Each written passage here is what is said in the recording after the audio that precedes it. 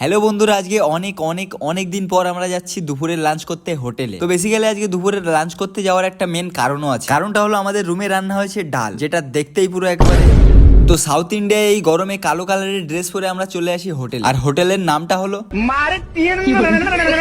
হোটেলে গিয়ে বসতেই আমাদের দিয়ে দিল কলা পাতা। এই বিষয়টা আমার খুব ভালো লাগে। কিছুক্ষণ ওয়েট করার পর আমাদের অর্ডার চলে আসে। আমরা অর্ডার দিয়েছিলাম চিকেন রাইস। এবার তোমাদের বলি সাউথ ইন্ডিয়ান চিকেন রাইস কেমন লাগে খেতে। তো বেসিক্যালি এটা চিকেন রাইসের মতোই লাগে খেতে।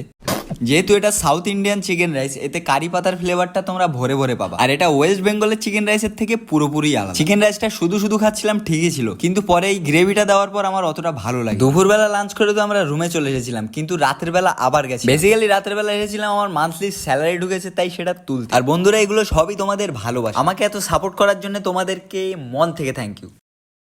এরপর আমরা চলে আসি মাংস কিনতে, বাট মাংসের দোকান বন্ধ হয়ে গেছিল, এর জন্য আমাদেরকে গোটা মুরগি কিনতে হয়েছিল। মাংস কিনে আমরা চলে আসি কিছু সবজি মার্কেট করতে। আর দেখো বন্ধুরা, রাজুদার ফেমাস আপেল এখন সাউথ ইন্ডিয়াতেও পাওয়া যাচ্ছে।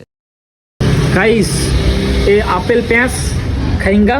রুমে আসতেই রান্না বান্না তোড়জোড় শুরু। আজকে রান্নাটা রাম মামা করে বলেছিল, কিন্তু হঠাৎ দেখি সবাই উদাও হয়ে গেল। মাংসটা আমাকেই রান্না করতে হলো। বাই দ্য ওয়ে গাইজ, আমি রান্না কম বেশি হোয়াটসঅ্যাপে স্টোরি দিয়েছি, husband material. By the way guys, রান্না যাক ভাড় মে, তোমরা ব্লগ ভালো লাগলে একটা লাইক করো। আর আমি ততক্ষণে মাংস তরকারিতে বেশি করে ঝাল গুঁড়ো দিয়ে দিই।